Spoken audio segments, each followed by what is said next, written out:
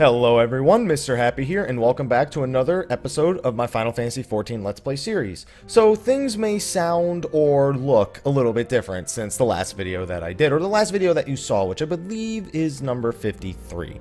Number 1, you might hear a slight echo. Number 2, my mic might not sound as annoying when I get loud. And number 3, you'll notice that Healer Happy has been upgraded a little bit. So as a little update, I am in Los Angeles right now visiting my girlfriend, and therefore I'm playing on her computer. She built this computer so it could play the game very, very well. It's a very cheap computer, but they just basically got a good deal on a bunch of parts. AMD R9 280, whatever it's called, 280X or something like that. 8 gigabytes RAM, it's running on an SSD, so overall, really good setup. Also, I have been streaming still, and I did a circus tower or two since then. I've done a few dailies as well. You can see I'm in almost full item level 100 gear. I still have my Thyra Zenith, and I'm in the process of saving up 1300 soldiery in order to get to my my 110 weapon, which I've already saved up for as well. I have I managed to get an unidentified Allegan tombstone and a Sand of Time, which you can get from the circus tower fairly easily. You'll have to roll against 7 other people, but it's usually not so bad if you got to do it a few times just to get a few upgrades. So I want a lot of soldiery, so I decided that the next video was going to be me doing the first Coil of Bahamut. Why not? I might as well start doing it, right? So let's see, which one is this? Primal Nature, Primal Awakening. I believe it's Primal Awakening. Yes, Primal Awakening. So after you defeat Ifrit Hard Mode, Garuda Hard Mode, and Titan Hard Mode, you've already done the 3 quests that were in the Waking Sands for that. Then you're going to be able to accept a quest called Primal Awakening from Urian J. Now, you saw he had other quests there. Those are quests we're going to save for another video. Don't worry too much about them now. But we are going to unlock the first Coil of Bahamut. We are actually going to do turns 1, 2, 4, and 5. Not all in this one video. Turn 5 especially, not in one video. It's going to be... I'm going to have to get pretty lucky. We may... What do you guys think? Do you guys think that I should do a video actually showcasing Duty Finder Turn 5 and just take like bits and pieces of it so you guys can kind of see what it's like? You can see me maybe suffer a little bit due to some of the newer players that are still learning it. For me, I call it suffering, but for them it's a learning experience, which is good. Yeah, it's definitely going to be interesting. Now, I've been playing with the controller. I'm pretty confident going into the first Coil of Bahamut with this item level 93 White Mage. Keep in mind that you can do the first Coil of Bahamut in like full item level 80 gear as almost any job. The only restriction being turn 5, which has a minimum item level of 82 to enter, but it doesn't require 82 to win. 82 is a pretty good place though. It's definitely a good recommended item level. But at post item level 90, more gear, it helps. It definitely still helps, but at that point, you're more than qualified to beat it. So don't think that you need more gear. The only thing you might need more gear for is to make up for the shortcomings of some of the individuals that you can meet in the Duty Finder. At that point, that's all your gear is really doing for you. So also, I'm hoping to get some feedback on this microphone. My live stream has had very positive feedback on this microphone I'm using at my girlfriend's house. It's an Audio-Technica something. I don't know the full, hey, a mapping achievement. I don't know the full specs, like what it's called, but I've gotten very, very positive feedback about it, that because I like to get loud, Jersey style, that it actually hasn't been really, how do I say, spiking. It hasn't been spiking, when I get like really excited about something and it kind of just, it gets too loud, like almost ear piercing with the Yeti. Means I probably have to toy with its settings a little bit more. I'm a little bit too complacent with the settings I currently have adapted to it. But, I mean, if this is better, I'm definitely going to invest in this. I think it's $110, something like that. Doesn't have as many options. It's not as fancy as my blue Yeti. But it may actually be worth investing. By the time you see this video, I probably won't be in LA anymore. But I'm going to record a handful of videos while I'm here. I'm also recording videos on Record Keeper, which, by the way, it might be, what I like to call, like, free-to-play, wallet-picking, confounding a phone game. But it's a lot of fun, and I'm looking forward to making some videos on Record Keeper. Especially, like, an overall review video to start, and then maybe go over a few individual guides for some dungeons, some bosses on that. I'm kind of revitalized in terms of guide making. I'm really looking forward to Heaven's Word for that, and I also want to kind of get back into the mood of doing that. That's why I've been doing the Bloodborne ones. So I'm just doing the quest here to unlock the first coil, and now that I've done those few little things, I should just need to talk to this person, and we should be good to go. And there you go, Duty Finder has been updated. We can now enter the Binding Coil of Bahamut, aka the first Coil of Bahamut. So in order to find this, you're going to want to go over to your Raid tab, and it'll show you turns 1, 2, 3, 4, 5. You'll notice turn 3 has no rewards. Don't do turn 3. It's a joke. Maybe I'll do a video on turn 3. Maybe I'll do it after turn 2 or before turn 4. I'm not sure. Just so you can see it, but it's a complete joke. So anyway, let's queue into the first Coil of Bahamut. Let's not join the party in progress. Now, turn 1 usually has somewhat longer queue times, mainly because a lot of people spam 2 and 4. Not even 2. 4 is really, really common. So I'm probably going to end up AFKing while I wait for this queue. In case you're wondering about 4, it's because you can get a lot of items from it very, very easily. It's very fast. There's not a lot of traveling. It's basically just a giant boss rush. It's the shortest of all of them is basically what I'm trying to say. And on top of all the rewards, when you're looking for efficiency, speed plus good amount of rewards equals only do this dungeon. So on that note, I am going to go AFK while we wait for the duty to actually commence, and I'll see you guys when turn 1 pops. I'm looking forward to getting into the raids, and oh, it may pop sooner than I expected. I didn't even get to sign off yet. You know what, I'm actually going to sit here and wait a minute. So the first Coil of Bahamut, I want to give you a reference as to how overgeared item level 93 is, other than the fact that the maximum item level allowed at the time was 90, and that's assuming you had every single, like, full item level 90 gear, plus at least a Relic Zenith or a turn 5 weapon. For reference of how overgeared we are, that we're probably going to be, plus we have 20% Echo, which increases damage, health, and healing all by 20%. I beat it with a party of mostly between item level 60 and 65. The only people, I think, who were full item level 70 were the tanks. And that's it. 70. And then all the DPS and the healers were pretty much in like a mix of gear from Amdapor Keep and their... like, that's it. Like, a mix of that and some Dark Light gear. That's how overgeared I am for this. So I just gotta not flub around. I might not DPS so much here. It is the Duty Finder, and in the first coil, it can be a little bit riskier to do. In turn 4, not so much. In turn 5, if I'm a Scholar, I'm a little bit more comfortable doing it. But turns 1 and 2, well, 2 definitely no. 2, I might as well just full-time heal, at least on the final boss. This, it depends. Caduceus can either be really easy or he can be a little bit more annoying. It depends on how well your tanks do a job of picking him up. Also, you have to make sure that the DPS don't make any mistakes. I think turn 1 is a real nice introduction into the raid scenario. Very few cheese strats ever are used in the Duty Finder, minus the sack pulling incidents where you just run to the end. You're probably going to see that very, very soon. Regardless, though, I am going to wait for this last healer, and then I'm going to come back and finish recording this video. So I'll see you guys when the second healer pops. And we are good to go. Well, hopefully everybody presses yes. Every time I'm recording a video, getting everyone to press yes to enter the Duty Finder is the bigger challenge than the duty itself, with only one DPS waiting. One single DPS. One DPS to rule them all, and he ruled us all. Alright, that was a pretty good queue. It only took me another like 5 minutes or so, considering it's at estimated 13. That's not bad at all. It was mostly just waiting for another healer. Gonna skip the cutscene. You guys know I usually do that. We have a pretty good party composition over there. Oh my god, 20% echo is so ridiculous. It really, really is. It's just, look at it. Look at it. Now, it looks like the other healer is much less geared than I am. Again, he's still probably over-geared for the fight. On top of a 20% echo and all the nerfs that have existed here. Like, to say anyone's under-geared, like, you can't be. Like, being flat item level 70 is the closest thing you can be to being under-geared. And even then, not even. So anyway, welcome to the first Coil of Bahamut. So the main reason I'm doing this is I want my 100 tombstone bonus. So you start off, you got a little bit of stuff over here. This is mostly just scenery. There's nothing really functional about all these areas. You're going to get quite a few cutscenes your first time through. Here's the second cutscene that we're going to get.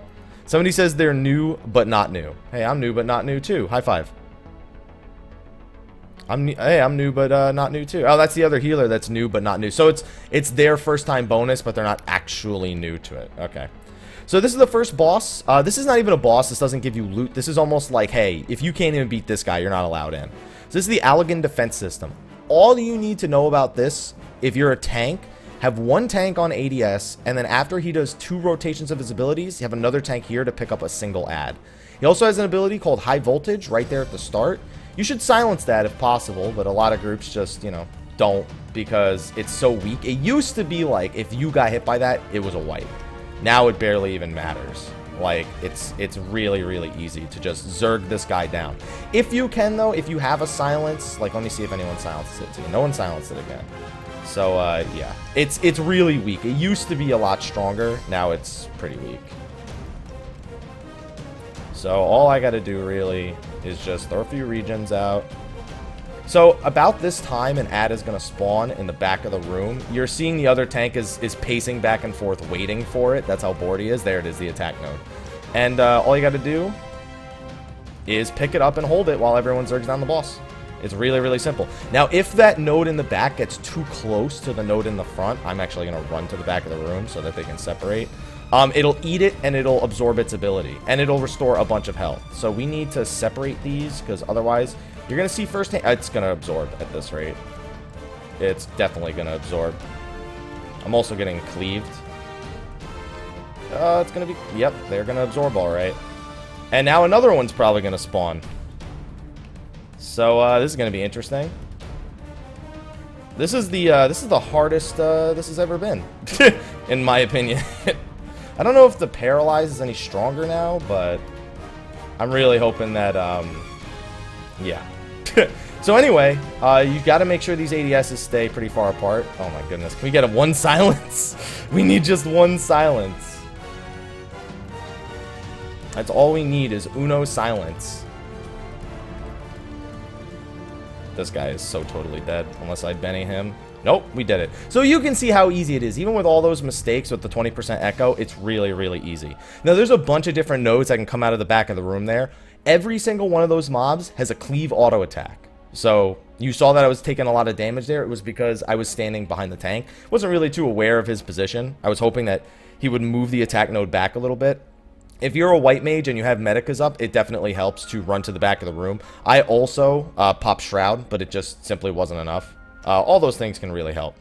So we're going to be doing a sack pull according to my party. So if you are a scholar, put your pet away. If you're a summoner even, put your pet away. And pick a tank to do this. So because we have a scholar, I'm going to let him do eye for an eye. So you pick a tank, and they basically just run all the way to the end. They die in a spot, and we run past them. So I'm going to just watch him do it. I'm not going to do anything. Just literally don't do anything. You don't want to get any aggro on these enemies. Make sure your tank is ahead of you, and make sure he has aggro on everything. Don't like run beside him and assume he'll just hit everything, because if you get any aggro on anything, you have to die along with him. I'm just going to play it safe. I'm just going to run to the side over here. So what he's going to do is he's going to pick up these last few sets of mobs, and then he's going to go die in a corner. He's going to grab that one, and then he's going to go die over there while we go pull the Dark Matter Golem over here. So Dark Matter Golem, really, really easy mob. It has a super strong cleave attack, though, so don't stand in front of it. It also has a moderately strong AoE as well. So you can see they're just kind of kiting it around. If you do this correctly, you can actually never need to do anything. I'm like not even kidding. You can just never need to do anything. In fact, I don't even need to do that. I can just Medica.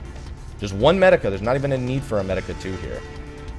And then we kill it, and we're done. So that person's still alive. They can actually come back and do it again. I think what they're doing is grabbing the shortcut, actually, because we can't sack pull this with only 1. I mean, you actually can sack pull this with only 1 tank. You just have to res that tank beforehand. I think what they're doing is they're kiting it in such a way that they're going to be able to come back and sack pull the second half. Either that or they're going to die right now. I'm going to go with 2. So what they're going to do now is they're going to res, they're going to take the shortcut, and then they're going to come do the second sack pull. Really easy. Like, if you're a tank watching this, all you got to do is pick up all the enemies, go die in the corner, res, and use the shortcut to come back. This was a perfect example of this, because this is how 99% Duty Finder turn 1 runs are going to go. No one's going to silence the first boss. Some people are going to get hit by every single AoE. You may even have an absorption, but it's still doable. It's like, it doesn't matter. Just do it. Alright, so I give him Stone Skin and Protect, and now he's going to... The second sack pull's way shorter. All that stuff over there, ignore it. You don't need it. He's just grabbing every enemy. Now, because this area is a lot shorter, make sure he grabs everything. It's super easy to grab a bunch of stuff. He runs up there, dies. We're going to kill this dark matter golem, and then we're going to be good to go. And then we're on to the final boss. It's a really short dungeon. He's going to run it all the way up there. In case you're wondering what is over there by all those mobs, a treasure chest with some X elixirs. There's no loot in any of the chests in here, but there's potions and stuff. So in other words, there's no like accessories or anything. And we're on to the last boss. He does the same thing now. He just falls over and dies. And then that's it. Like, it went real easy. The only thing is you're probably going to miss the mapping achievement because you don't go over to that other section. You actually only have to take a slight dip over there. I could go back and get the mapping achievement, no problem, but I'm not going to. So this is the boss of the first coil. This is Caduceus, and he's actually one of my favorite bosses. He's really, really easy. What he's going to do is he's got a frontal cleave attack that has no charge up time, so it just hits the tanks really, really hard. He's also got a tail attack, which you can trigger to, make them take reduce tank damage on the boss. Just make sure you as a DPS don't also get hit by it. The big thing that he does though, and you'll see this, is he's gonna turn on a bunch of platforms. If a platform under you lights up, just move off of it. If you're a tank, you still have to move off of it. Just make sure not to cleave everybody. We're also gonna go the super snake strat. Interesting. So at 66%, Caduceus splits into 2 snakes, and you're supposed to have the tanks separate them, and then you're supposed to kill them at about the same time. One of the common duty finder strategies is to have a super tank just hold him, and you just spam heal him. So you're going to see him bringing Caduceus over there. You're seeing a few of the attacks right here. Nothing too fancy. This pretty much eliminates the need for any sort of, I guess I don't want to say skill, but there's like no way to mess this up. The only thing that matters is that you don't stand in those poison puddles. That's standard, don't stand in the poison puddles. So if you are actually on one of the lit up platforms, when it happens, a slime will spawn under you, and if that slime spawns, you're supposed to feed it to the boss and or kill it. The mechanic that way it's supposed to work is you're supposed to feed the slime to the boss so that his damage buff, which you should see in a second here. Actually, he should have it. You saw the way the tank jumped up there? That's what you got to do. So now we have a slime. The boss is going to eat that slime most likely.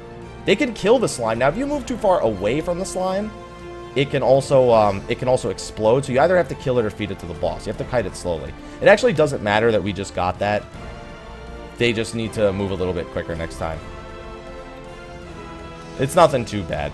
You're pretty much seeing that 90% of the mechanics don't matter here. It's mostly just a Zerg fest. Also, the tanks. Both of them are getting cleaved, I think. Uh-oh.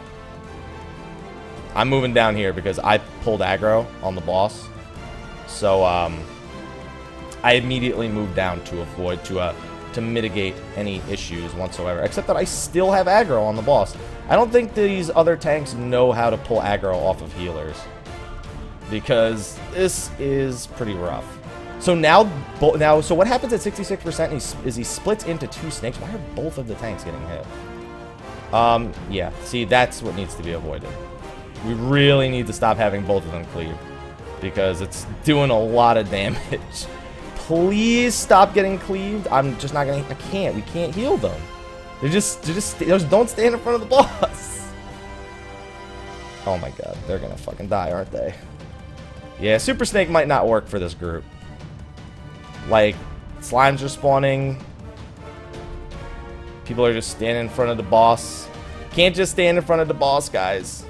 I should probably do this a second time. Oh my god, he got 1 shot. From 8k HP, he got 1 shot. That's why the Super Snake strat can be super, super risky if your DPS is not good. I think he's about to ask why the other tank was standing. Also, the second snake was just running around hitting people for so long. So, okay, let's not do the Super Snake strat. I don't think this group is capable of doing the Super Snake strat.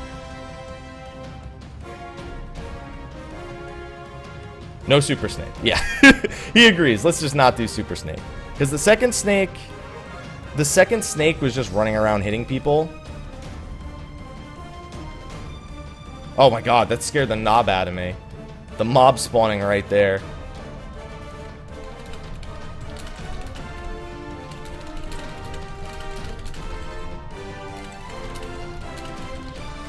I'm just asking, please don't both stand in front of the boss during Super Snake. So what happened there is at 66% he splits into 2 snakes. What you're supposed to do is separate them and kill them at about the same time. What we ended up doing was just letting them re-merge and then zerg them down, but the DPS is simply not high enough with this group to get it down. You can actually just kite it around the room if you do it carefully enough. The boss will never hit you, but still. Yeah. So, Super Snake, probably not a good idea here. And then you have to deal with twice the mechanics. There's still only one room, one light floor. I guess floor light up is what I'm trying to say. But there's double the spits, there's double the hood swings, there's double the tail cleaves. Both of the bosses charge up damage over time. Like they get a stacking buff every, I think it's 30 seconds or so. And that adds up, but they do less damage overall. Oh my god, what is this? Who brought this over here? Yep, well, we might as well just kill it.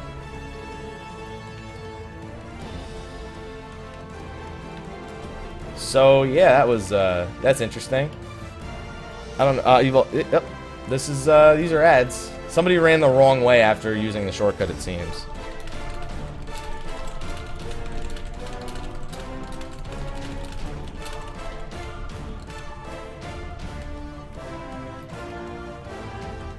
Yeah.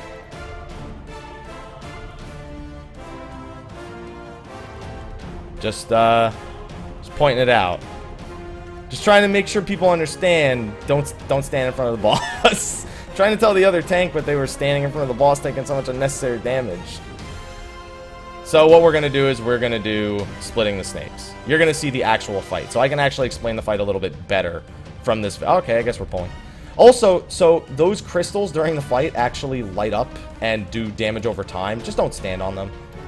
Just don't do it. What is going on here? What is going on here? Yeah, see where that summoner is standing? Yeah, don't stand there. Because he's going to start taking damage over time. There he goes.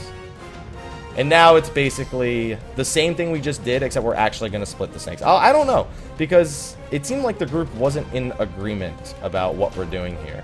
Super Snake really works a lot better if you're, you know, even more overgeared than we are. But it can be done regardless. I'm going to stand away from him. Usually that requires you to assign like 2 DPS to each snake, or, you know, you can even just kill one snake and then switch to the other snake as if it was a Super Snake and not do that. There's lots of different ways to do it. Basically, if you're a DPS, kill the snake, don't get hit by the ads, don't stand on the glowing platforms. That's all that matters. In all honesty, nothing else matters. Move out of the slime puddles. He's bringing the boss to the back of the room. Who has aggro on this thing? Yeah. No bueno. Alright. I'm gonna get the one in the back of the room, for the most part. Usually you want to split your healers. One gets the one in the front of the room, one gets the one in the back of the room. I don't know how much I trust that happening here. So, I'm just gonna attempt to do both, I guess. I feel like 3.5k, like my heals, I don't feel like they're strong enough. I mean, this is pretty easy, but that's besides the point, right? Like, the fact that I'm just Cure 2 spamming, I feel like one of my heals is, like, equivalent to an auto attack. Like, that's how pathetic my healing is right now. But at this point, you can split damage, you can zerg one snake down and then switch to the other snake. It doesn't matter. Just don't stand on the platforms when they light up. Move out of those poison puddles. That's pretty important. And you're good to go. One thing I like to do is I'm just going to stand right here. Did they kill the other snake? Yeah, so they killed the other snake. Now we're going to kill this snake. But this snake is now going to constantly charge up and do lots of damage. And I'm just going to Cure 2 spam like it's no one's business. And it's super easy. Both strategies are pretty easy, but I feel like this strategy probably worked better for ours. You saw how easy it was to just do the fight. I don't want to say normally, but to not do the Super Snake strat. You saw how easy it was? Yeah. I wasn't even paying attention to see if the other healer was really, like, under healing or anything. I don't care. Because we did it world first. So you can see, really simple turn 1. You'll come in here, probably beat it on your first try, no problem. Let's see if there's any loot. Maiming pants, casting ring. Just gonna greed and greed. There's also a lot of materials you can get here that sell very, very well. Also, desynthesis, you can level it really, really easily in here. You just have to make sure it's a desynthesis that you're actually leveling, and then you just roll on the pieces that you need. Most people don't give a crap. They just roll need if they can. Some people are nice and they roll greed out of, like, respect, which was actually this party's way of doing it, which is pretty appreciated, in all honesty. I'm going to give it to D-Tanks. One of D-Tanks. And that was it. I got a commendation for what? What the fuck did I get a commendation for? Excuse my language. Alright, well, that was turn 1 of the Binding Coil of Bahamut. In the next video, we're probably going to do the most boring turn in all existence. Turn 2 of the Binding Coil of Bahamut. You can already tell how thrilled I am. But thank you for watching this. Hopefully that helped you out. Be sure to like, favorite, subscribe, and share. And I'll see you guys in the next video. Until then, take care.